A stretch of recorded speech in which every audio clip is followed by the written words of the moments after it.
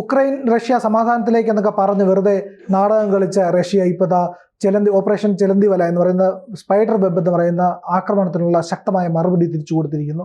400 ഡ്രോണുകൾ, 40 മിസൈലുകൾ എന്ന് പറഞ്ഞാൽ അതിശക്തമായ മിസൈലുകൾ എന്നാണ് പറയപ്പെടുന്നത്. കീവ് എന്ന് പറയുന്ന നഗരത്തിൻ്റെ പ്രധാനപ്പെട്ട ഭാഗങ്ങളെല്ലാം തന്നെ അടിച്ച് തകർത്ത് റഷ്യ വലിയ രീതിയിലുള്ള ആക്രമണം നടത്തിയിരിക്കുന്നത്. 80 പേർക്ക് പരിക്കേറ്റു എന്നുള്ള വിവരം മാത്രമാണ് ഉക്രൈൻ വെളിയിൽ വിട്ടത്. പക്ഷേ മറ്റ് ഏജൻസികളെല്ലാം തന്നെ, വാർത്താമാധ്യമങ്ങളെല്ലാം പറയുന്നുണ്ട് നിരവധി പേർ അവിടെ കൊല്ലപ്പെട്ടു.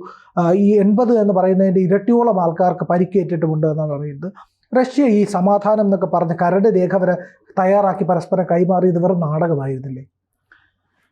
നമ്മൾ ആ യുദ്ധത്തെ നോക്കുന്ന സമയത്ത്, അതിനെ ഒബ്സർവ് ചെയ്യുന്ന സമയത്തുള്ള ഒരു പ്രത്യേകത എന്താണെന്ന് വെച്ചാൽ, റഷ്യയുടെ ഒരു ഭാഗമാണ് ഉക്രൈൻ. നേരത്തെ അങ്ങനെ തന്നെയാണ്. ഒരു ഭാഗം എന്ന് പറഞ്ഞാൽ ജോഗ്രഫിയല്ല ഇവിടെ പ്രശ്നം. ജോഗ്രഫിയേക്കാൾ പ്രധാനപ്പെട്ട ഡെമോഗ്രഫിയാണ്. ഡെമോഗ്രഫി എന്ന് പറഞ്ഞാൽ ജനസംഖ്യ, ജനങ്ങളുടെ ബന്ധങ്ങൾ പ്രശ്നം. അപ്പോൾ ഈ ജനങ്ങളെന്ന് പറയുന്നത് റഷ്യയിലും ഉക്രൈനിലുമൊക്കെ താമസിക്കുന്ന ആളുകൾ പരസ്പരം ബന്ധിതരാണ്, ബന്ധുക്കൾ തന്നെയാണ് എന്ന് പറയാം. ഒരുപാട് ആളുകൾ അങ്ങോട്ടും. ഈ ഒരു ഘടകമാണ് ഈ റഷ്യൻ യുക്രൈൻ യുദ്ധത്തിലെ ഏറ്റവും പ്രധാനപ്പെട്ട ഘടകം. അതുകൊണ്ടാണ് ഈ മരണസംഖ്യ എന്ന് പറയുന്നത് ഉയർത്താതിരിക്കാൻ പറ്റുന്ന തരത്തിലുള്ള യുദ്ധമായിട്ട് ആ യുദ്ധത്തെ ഇരുപക്ഷവും മാറ്റിക്കൊണ്ടിരിക്കുന്നത്. രണ്ട് പക്ഷത്തിനും ആ കരുതലുണ്ട് എന്നുള്ളതാണ്. ഇപ്പോൾ നമ്മൾ ഈ സ്പൈഡർ വെബ് ഫൈറ്റ് എന്നൊക്കെ പറഞ്ഞ് നടന്ന സംഭവം, അതിലൊറ്റ ആൾ പോലും മരിച്ചില്ല.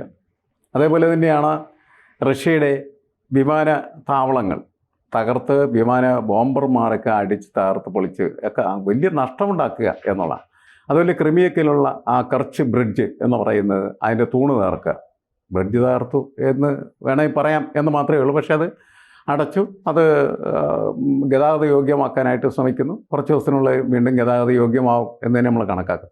പക്ഷേ അടി ഒക്കെ നടത്തുന്നത്, ഇരുപക്ഷവും നടത്തുന്നത് വസ്തുക്കൾക്ക് നേരെയാണ് ശരിക്കും പറഞ്ഞിട്ടുണ്ടെങ്കിൽ. എന്നുവെച്ചാൽ അവരുടെ ഭൗതികമായ സമ്പത്തടിച്ച് പൊളിച്ച് ശത്രുവിനെ ദുർബലമാക്കുക എന്ന കാഴ്ചപ്പാടിലുള്ള യുദ്ധമായിട്ടാണ് ഞാൻ ഈ യുദ്ധത്തെ കണക്കാക്കുന്നത്.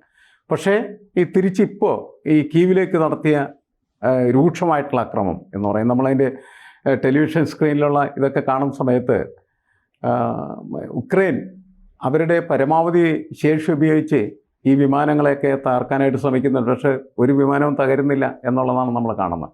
കാരണം താഴെ നിന്ന് അതിനെ ആക്രമിക്കുന്ന സമയത്ത് ശരിക്കും പറഞ്ഞാൽ ആൻറ്റി മിസൈൽ സാധനങ്ങളൊക്കെ ഉപയോഗിക്കുന്നുണ്ടാവും.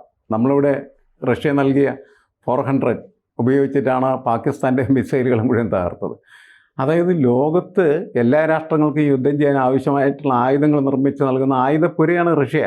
ആ റഷ്യയുമായിട്ട് യുദ്ധം ചെയ്യാനായിട്ട് ഉക്രൈൻ പോകുന്ന സമയത്തുള്ള പ്രശ്നങ്ങളുണ്ട്. ശരിക്കും പറഞ്ഞാൽ ഈ ജനസംഖ്യയുടെ ഒരു പ്രശ്നം ഞാൻ നേരത്തെ പറഞ്ഞത്, അവരെ കൊല്ലരുത് എന്ന് പറയുന്ന ഒരു കാഴ്ചപ്പാട്, ബന്ധുക്കളെ കൊല്ലരുത് എന്ന് പറയുന്ന കാഴ്ചപ്പാട് നിലനിൽക്കുന്നതിൻ്റെ പേരിൽ മാത്രമാണ് ഈ യുദ്ധം ഇങ്ങനെ തുടർന്നു പോയിക്കൊണ്ടിരിക്കുന്നത്. അല്ലെങ്കിൽ 1-2 ദിവസം കൊണ്ട് കത്തിച്ചു തീർക്കാവുന്നേ ഉള്ളൂ ഉക്രൈനെ റഷ്യക്ക്. കാരണം അത്രമാത്രം ആ ആയുധ സംഭരണിയാണ് അവരുടെ കയ്യിലിരിക്കുന്നത്. അപ്പോൾ നമ്മൾ ആ യുദ്ധത്തെ ഒരു ബാലൻസ്ഡ് ഗുസ്തിയായിട്ട് കാണാൻ പാടുള്ളൂ. അതിനപ്പുറത്തേക്ക് അതിനെ കാണരുതെന്നുള്ള അഭിപ്രായമാണ് എനിക്കുള്ളത്. അതുകൊണ്ടാണ് ഇത് ഇങ്ങനെ പോയിക്കൊണ്ടിരിക്കുന്നത്. ഇതിപ്പോഴെങ്കിലും തീരും എന്ന് നമ്മൾ കണക്കാക്കേണ്ടതില്ല. കാരണം ഒന്ന്, സെലിൻസ്കി എന്ന് പറയുന്ന ഭരണാധികാരി, നമുക്ക് അദ്ദേഹത്തിൻ്റെ ഹീറോയിസത്തെയൊക്കെ പ്രൊജക്റ്റ് ചെയ്യാം, നമുക്ക് അഭിമാനത്തോടെ കണക്കാക്കാം. പക്ഷേ സെലിൻസ്കിക്ക് ഇല്ലാത്ത ഒരു സംഭവം എന്ന് പറയുന്നത്, അയാൾ ഒരിക്കൽ പോലും ഒരു ഡിപ്ലോമാറ്റ് അല്ല, ഒരു പൊളിറ്റീഷ്യൻ അല്ല. ഇപ്പോൾ ഒരു പൊളിറ്റീഷ്യൻ അല്ലാത്ത, ഡിപ്ലോമാറ്റ് അല്ലാത്ത ഒരു കലാകാരൻ മാത്രമായിരിക്കുന്ന ആ മനുഷ്യൻ നടത്തിക്കൊണ്ടിരിക്കുന്നതായിട്ടുള്ള പ്രവർത്തനങ്ങളെന്ന് പറയുന്നത് അദ്ദേഹത്തിൻ്റെ തലച്ചോറിൻ്റെ പ്രവർത്തനങ്ങളല്ല. അദ്ദേഹത്തിൻ്റെ പിന്നിൽ പ്രവർത്തിക്കുന്നതായിട്ടുള്ള തലച്ചോറെന്ന് പറയുന്നത് അമേരിക്കയുടെ തലച്ചോറാണ്, അല്ലെങ്കിൽ ആത്യന്തികമായിട്ട് നാറ്റോയുടെ തലച്ചോറാണ്. അതാണ് പ്രശ്നം. നാറ്റോയുടെ താല്പര്യങ്ങൾ സംരക്ഷിക്കാൻ വേണ്ടിയിട്ട് ഇയാൾ വെറുതെ അതിൻ്റെ അകത്തൊരു കളിപ്പാവം മാത്രമാണ്. അതാണ് വിഷയം. ഇപ്പോൾ പുടിൻ തന്നെ ഇത് വളരെ വ്യക്തമായിട്ട് പ്രഖ്യാപിച്ചിട്ടുള്ളൊരു കാര്യമാണ്. ഞങ്ങളുടെ അടുത്ത് പലതരത്തിലുള്ള ആയുധങ്ങളുണ്ട്, നിങ്ങളെന്തേ ഈ അണുവായുധം ഉപയോഗിക്കാത്തത് എന്ന് അദ്ദേഹത്തോട് ചോദിക്കുന്ന സമയത്ത്, നമ്മൾ അണുവായുധം ഉപയോഗിക്കാനായിട്ട് റെഡിയാണ്, എല്ലാ ആയുധങ്ങളും ഉപയോഗിക്കാനുള്ളതാണ്, ആയുധങ്ങൾ ഉപയോഗിക്കാനുള്ളതാണ്. പക്ഷേ ആവശ്യമുള്ള സമയത്തെ അത് ഉപയോഗിക്കേണ്ടതുള്ളൂ. അങ്ങനെ ഒരു ആവശ്യം ഇതുവരെ വന്നിട്ടില്ല. അതുകൊണ്ട് അത് ഉപയോഗിച്ചിട്ടില്ല. ഇതുവരെ അത് ഉപയോഗിച്ചിട്ടില്ല എന്നുള്ളതിൻ്റെ പേരിൽ ഇനി ഒരിക്കലും ഉപയോഗിക്കില്ല എന്നർത്ഥമില്ല. ഉപയോഗിക്കേണ്ടി വന്നാൽ അത് ഉപയോഗിക്കും എന്ന് അദ്ദേഹം പറഞ്ഞു വെക്കുന്നുണ്ട്. എന്ന് വെച്ചാൽ ഇതിപ്പോൾ ഇത്രയൊക്കെ ആവശ്യമുള്ളൂ, പതുക്കെ എന്താണ് ചൂരൽ 2 അടിയെ കൊടുത്ത് നിർത്തുക, അതിൽ കൂടുതൽ പരിപാടി വേണ്ട എന്ന് പുടിൻ വിചാരിച്ചുകൊണ്ടിരിക്കുന്നു എന്നുള്ളതിൻ്റെ പേരിലാണ് ഈ യുദ്ധത്തിൻ്റെ സ്വഭാവം ഇങ്ങനെയായിട്ട് നിൽക്കുന്നത്. നമ്മളങ്ങനെ മറ്റ് രാഷ്ട്രങ്ങൾ തമ്മിൽ നടക്കുന്ന യുദ്ധത്തെ പോലെ ഇതിനെ കണക്കാക്കരുത്. അതായത് ഇത് ഈ ഉക്രൈൻ എന്ന് പറയുന്നത് വളരെ ചെറിയ ഒരു സംഭവമാണ് ശരിക്കും പറഞ്ഞ്. ഇവർക്ക് എപ്പോൾ ആണെങ്കിലും അതിനെ എന്താണ് തീയിൽ കത്തിച്ച് കളയാവുന്നുള്ളൂ. പക്ഷെ അവർ ചെയ്യാതിരിക്കുന്നു എന്ന് പറഞ്ഞാൽ ഇവരുടെ തന്നെ ഒരു ഭാഗമാണത്. അങ്ങനെ കത്തിച്ച് കളഞ്ഞാൽ ഇങ്ങനെ ശരിയാവും എന്നുള്ളതാണ് പ്രശ്നം. ഓരോ ലക്ഷം പേരാണ് ഇരുപക്ഷത്തും മരിച്ചിട്ടുള്ളത്. മൊത്തം 2 ലക്ഷം പേർ, ഏറിയ പങ്ക് സൈനികരുമാണ്. പക്ഷേ ഈ ഉക്രൈൻ്റെ ഒരു ചരിത്രം സാറിന് ഒരുപക്ഷെ അറിയായിരിക്കും വ്യക്തമായിട്ട്. കുലാഗുകളിലെയൊക്കെ കൊന്നു തള്ളിയ സ്റ്റാലിൻ്റെ കാലം തൊട്ട് വലിയ വേദനകൾ സഹിച്ച ജൂത സമൂഹമൊക്കെ അനുഭവിച്ചതുപോലെ ദുഃഖം മാത്രം സഹിച്ച ഒരു കാർഷിക പാരമ്പര്യമുള്ള ഒരു സമൂഹമാണ് ഉക്രൈൻ്റേത്. അപ്പം നിരന്തരമായി അവർ വീണ്ടും ഈ റഷ്യയുമായിട്ട് ബന്ധപ്പെട്ട് ഒരു കാലത്ത് സോവിയറ്റ് യൂണിയൻ്റെ ഭാഗമായിരുന്ന സ്റ്റാലിൻ അവരെ നമ്മുടെ ഈ ബംഗാൾ ഫാമിനൊക്കെ പോലെ പട്ടിണിക്കിട്ട് കൊന്നതാണ്. അവിടുത്തെ 1/5 പോപ്പുലേഷനെയും ഗുലാഗുകളെ മൊത്തം ഇല്ലാതാക്കി കളഞ്ഞു, ഉന്മൂലനം ചെയ്തു.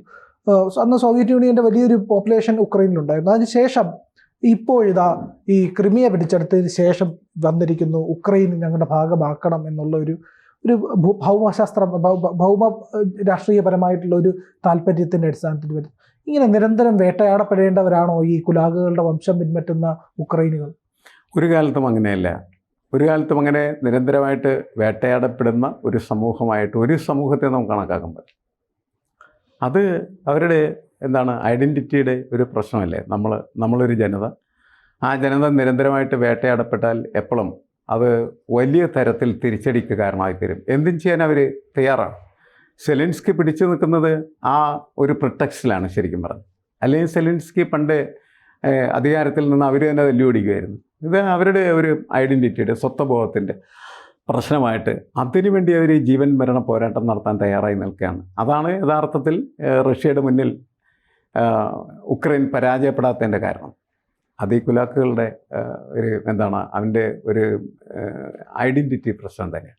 ഒരിക്കലും അവർ കീഴടങ്ങാൻ തയ്യാറില്ല എന്നുള്ളതാണ്. അതാണ് പുടിൻ മനസ്സിലാക്കാതെ പോയ ഒരു കാര്യം. ഈ ഇവരെങ്ങനെ പിടിച്ചെടുക്കാൻ പോയ സമയത്ത് അയാൾ മനസ്സിലാക്കാതിരുന്നൊരു കാര്യമാണ്. പക്ഷേ ഇപ്പോഴുള്ള പ്രശ്നം എന്ന് വെച്ചാൽ അത് മാറി വേറൊരു സ്റ്റേറ്റിലേക്ക് അല്ലെങ്കിൽ വേറൊരു ഫേസിലേക്ക് അത് മാറിക്കഴിഞ്ഞിരിക്കുന്നു. അങ്ങനെ മാറിയ സമയത്തും ഞാൻ നേരത്തെ പറഞ്ഞ കരുതൽ 2 കൂട്ടർക്കുണ്ട്. ഒരു 1-2 ലക്ഷം ആളുകൾ മരിച്ച ബഹുഭൂരിപക്ഷം പട്ടാളക്കാരാണ് മരിച്ചേക്കുന്നത്. അതെ, സാധാരണ സിവിലിയൻസിനെ കൊല്ലുന്നൊരു സമയമൊന്നും ഇതിനകത്ത് ഉണ്ടായിട്ടില്ല. പക്ഷെ 3.5 വർഷത്തിലേക്ക് കടക്കാൻ പോകുന്നു. ഇതുവരെയും യുദ്ധം അവസാനിച്ചിട്ടില്ല.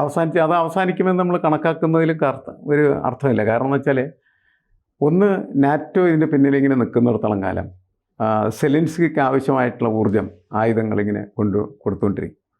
പിന്നെ ഒരു സാധ്യത എന്ന് പറഞ്ഞാൽ സെലിൻസ്കിയെ കൊന്നുകളയുക എന്നുള്ളതാണ്. അതിന് സാധ്യത നമ്മൾ തള്ളിക്കളയരുത്. കാരണം റഷ്യയുടെ ചരിത്രം അതാണ്. അല്ലെ, ട്രോട്സ്കിയൊക്കെ കൊന്നാക്കണം എവിടെയൊക്കെ പോയി അല്ലേ. എത്രയോ ആളുകൾ അങ്ങനെ കൊന്നിരിക്കുന്നു ഭരണകൂടത്തിനെതിരായി പ്രവർത്തിക്കാം. അത് ഈ പുടിൻ്റെ കാലത്തും നിരവധി മാധ്യമ പ്രവർത്തകരെ പ്രതിപക്ഷ നേതാവിനെ തന്നെ കൊന്നുകളഞ്ഞാണ്. അപ്പം അത് ആ സാധ്യത ആണ് പിന്നീട് വരാനുള്ള ഒരു സാധ്യത എന്ന് പറയുന്നത്. അതിൽ യുദ്ധം ഇങ്ങനെ തുടരും എന്നാണ് ഞാൻ കണക്കാക്കുന്നത്. അതിപ്പോൾ അവസാനിക്കുമെന്നോ അത് 3-4 യുദ്ധമായി മാറുമെന്നോ എന്ന് ഞാൻ കരുതുന്നില്ല. നമ്മളിപ്പോൾ എന്താണ് പാശ്ചാത്യ മാധ്യമങ്ങളൊക്കെ നമ്മൾ ശ്രദ്ധിച്ചു കഴിഞ്ഞിട്ടുണ്ടെങ്കിൽ എന്താണ് World War III എന്നും പറഞ്ഞ് പോസ്റ്റ് ഇട്ടിട്ടാണ് ആൾക്കാർ വാർത്തകൾ വരുന്നത്. ഇത് രൂക്ഷമായി കഴിയുമ്പോൾ രൂക്ഷമാവും എന്ന് പറയുന്നതിൻ്റെ കാരണം എന്ന് വെച്ചാൽ പുടിൻ്റെ വാചകങ്ങൾ തന്നെ ഉണ്ട് അതിനകത്ത്. പുടിൻ പറയുന്നതെന്ന് വെച്ചാൽ ഇത് സെലിൻസ്കി അല്ല, സെലിൻസ്കിക്ക് ഒന്നും ചെയ്യാനായിട്ട് ഒന്നുമില്ല, ഒരു ശേഷിയുമില്ല എന്നാണ് അദ്ദേഹം പറയുന്നത്. ഈ ഡ്രോൺ ആക്രമിച്ച സമയത്തും അദ്ദേഹം സെലിൻസ്കിയെ കുറ്റപ്പെടുത്തുന്നില്ല. സെലിൻസ്കിയുടെ പിന്നിൽ പ്രവർത്തിക്കുന്ന ശക്തികൾ എന്ന് പറഞ്ഞാൽ ഫ്രാൻസ് ഉണ്ട്, ബ്രിട്ടൻ ഉണ്ട്, ജർമ്മനി ഉണ്ട്, അമേരിക്കയുണ്ട് എന്ന് അദ്ദേഹം പറയുന്നുണ്ട്. പറയാതെ ഇപ്പോൾ ട്രംപ് വിളിച്ച് സംസാരിക്കുന്ന സമയത്ത് നിങ്ങളാണ് അതിൻ്റെ പിന്നിൽ എന്ന് പുടിൻ ട്രംപിനോട് പറയുന്നില്ല. പക്ഷേ ഇവന്മാരൊക്കെ ഉണ്ട് കേട്ടോ, ഞാൻ അവരെയൊന്നും വെറുതെ വിടാൻ പോകുന്നില്ല എന്നും പറയുന്നുണ്ട് എന്നാണ് നമ്മൾ മനസ്സിലാക്കേണ്ടത്.